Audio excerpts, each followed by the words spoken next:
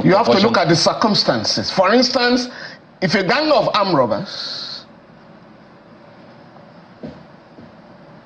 took over your house, whatever force you can muster, the law allows you to deploy it. Any force you can muster. Because they've already surrounded your house. Whether you have a license or not, and you can lay hands on a gun, you can shoot and kill them. According to the law. Yes, you won't be charged with murder. So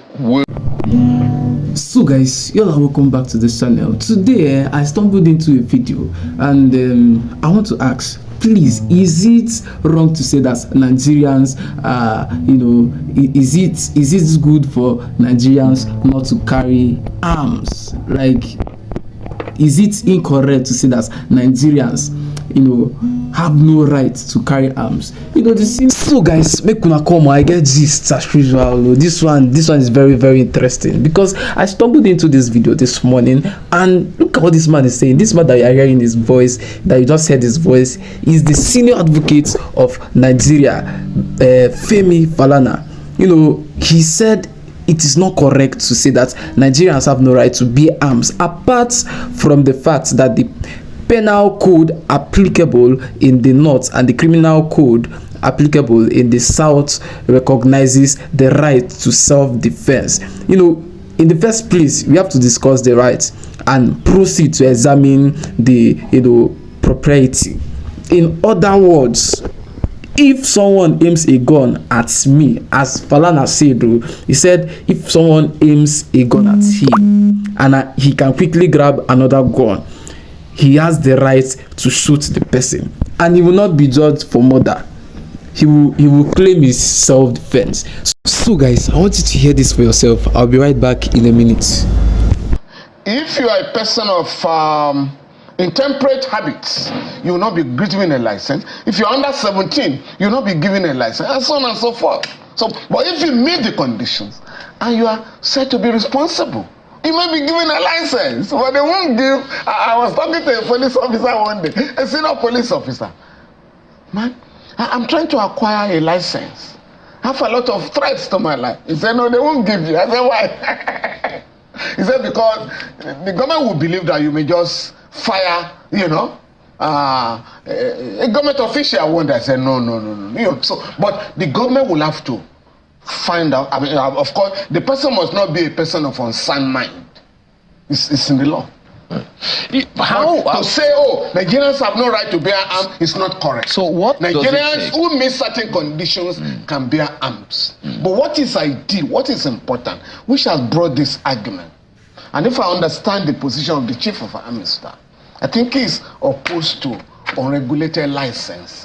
But for them to discourage Nigerians from applying for licenses or from acquiring weapons illegally is to have a collective approach. How about to defend our people? Okay. Every citizen is entitled to his or her right to life. And I've gone to court where a man was killed I think in 2011 in Kaduna, right?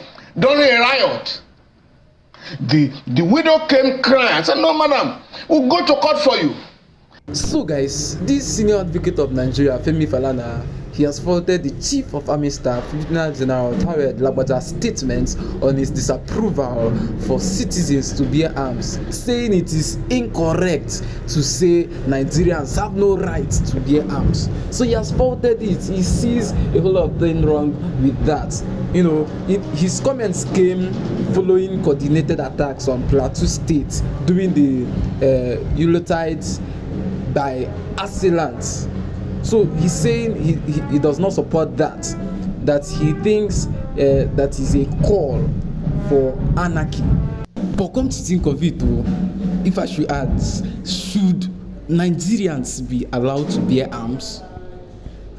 This argument over whether Nigeria should be allowed to, by the law, to carry weapons for self-defense is returning and gaining traction in light of the terrifyingly high levels of insecurity in the nation, especially kidnapping. When the notion was recently put to chief of army staff, he soberly rejected it, because Nigeria's chief of army staff, that's Toed Labaja, thought that there would be anarchy if Nigerians were allowed to carry firearms. He said, I do not support that. That was what he said. He said he thinks that is a call for anarchy. That was what Laboda said. So also previously, inspectors general of police had similarly firmly opposed allowing civilians to carry firearms. So the army and police are rightfully concerned about the likely increase in insecurity. But see, the problem is that they haven't even made enough efforts in their case to appease the people who have been left almost defenseless and vulnerable to violent attacks by society's criminal elements, especially bandits, terrorists, and kidnappers, who now target people in their homes with little assistance arriving from the security agencies. It is a noteworthy to mention that Nigerians possesses legal ownership of some low-grade firearms, including pump action. So, provided that they hold an IGP's or police commissioner's license.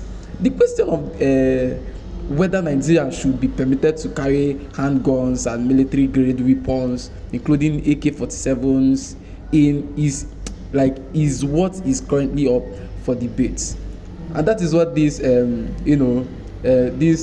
senior advocate of Nigeria, Femi Falana, is really against. He said Nigerians should be allowed to carry arms so far it is licensed. So to be honest, one doesn't think citizens should be allowed to carry weapons of military caliber, such as all these assault rifles. Is kind of huge, man. So nothing less. It is important to give